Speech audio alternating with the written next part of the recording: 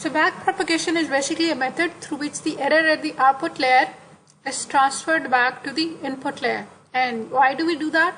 So that the weights can be adjusted at all of the layers, even including the input layer. This weight adjustment in log consequence helps us to reduce the error. ठीक है, तो आसान अल्फाज में what we are doing is कि आपका forward pass सारी inputs को लेके कैलकुलेशंस करके एक आउटपुट दे देता है. अब वो आउटपुट ठीक है या गलत है ये अलग स्टोरी. अगर वो आउटपुट ठीक है तो फिर तो हम वही काम ख़त्म कर देते हैं, good enough.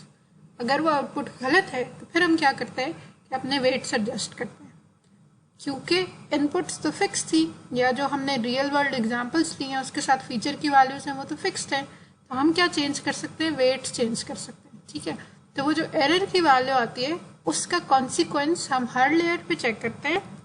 You can see the example है.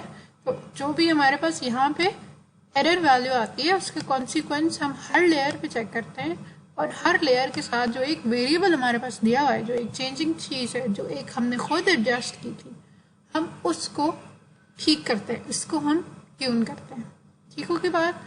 Late me summarise this. The idea of backpropagation is that in forward pass what we do is we provide the network with inputs.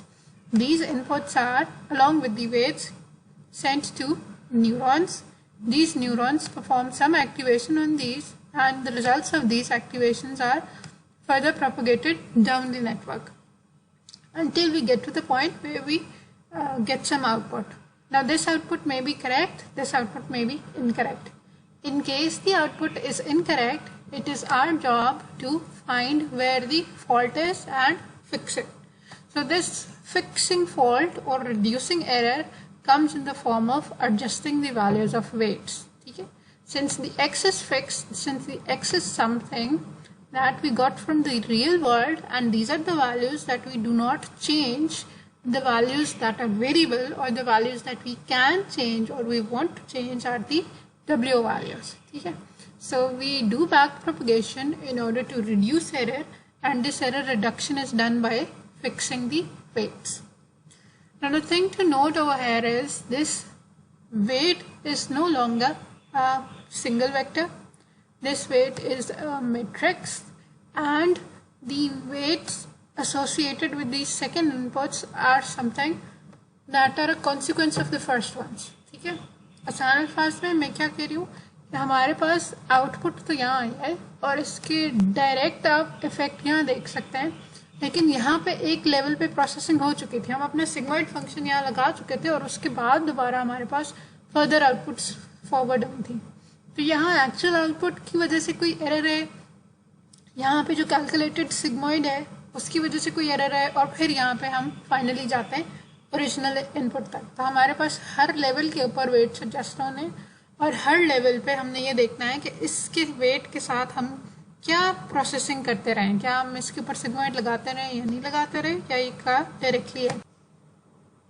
So as we have seen so far, these weight adjustments or updates are made using gradient descent. If you remember from the previous discussion, gradient descent is an optimization algorithm that finds the smallest value in the weight error space. Okay? So what we're doing is we are updating our weights based on the gradient descent algorithm. Every weight, please remember, every weight is individually updated. So at the end, whether a vector or a matrix, what we do is for each weight value, we have to find the new weight value based on its own previous value, wj की previous value, plus कुछ error के effect, ठीक है, plus the differentiation of error at a given value with respect to wj. So if you're not clear about this equation, you can refer back to the linear regression equations that we've done. A detailed discussion of this was given in the linear regression as well, and in the first two neural network lectures as well.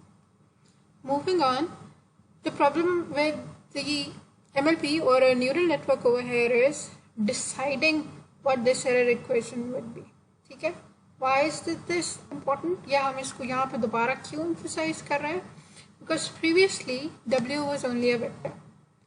but now W is a set of matrices with a lot of values. ठीक है? And these values have been processed on in the hidden layers as well. So now we see that we not only have to process this vector, initial vector associated directly with the inputs, but we also have to process the weight vectors, that vector that is associated with the activation values that we received from the hidden neural network. ठीक है? I'll clarify this point again. जो आपके पास W1 है, that is associated with the X. ठीक है? अभी शुरू में भी आपको बताया, आपका ये जो सुपरस्क्रिप्ट है ये डिफाइन करता है कि हम कौन सी लेयर के वेट्स की बात कर रहे हैं. So W1 is associated directly with the input vector, while W2 is associated with the activations of the hidden layer. So W2 is associated with the result of the result of whatever the function we applied on the weighted sum of X and W1. इसके जो weighted sum आता है उसके ऊपर हम अपना sigmoid लगा के एक्टिवेशंस निकालते हैं और इन एक्टिवेशंस के साथ W2 एसोसिएट करते हैं, फिर हमारे पास फाइनल आउटपुट या रिजल्ट आता है. तो अब प्रॉब्लम डेफिनेशन या प्रॉब्लम की क्लैरिटी क्या हुई, हमें क्या चाहिए, a differentiation of J or error based on W2 and a differentiation of J based on W1. अब ये हम how will we do that? In the same manner as we did before, we'll create partial differentials for J with respect to W. So for W1, we need to have a partial differential of weight W11, W12, W13, W21, 22 and 23. As many number of inputs and weights we have.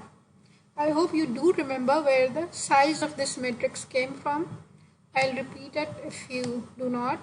2/3 का अगर मेरे पास ये matrix है तो इसका मतलब है कि मेरे पास जो input values थी दो थी, वो corresponding to our rows, और जो हमारे पास hidden के neurons थे वो 3 थे. ठीक है? तो size of your first weight matrix depends on the number of input features I have and the number of nodes or number of neurons in the hidden layer I have.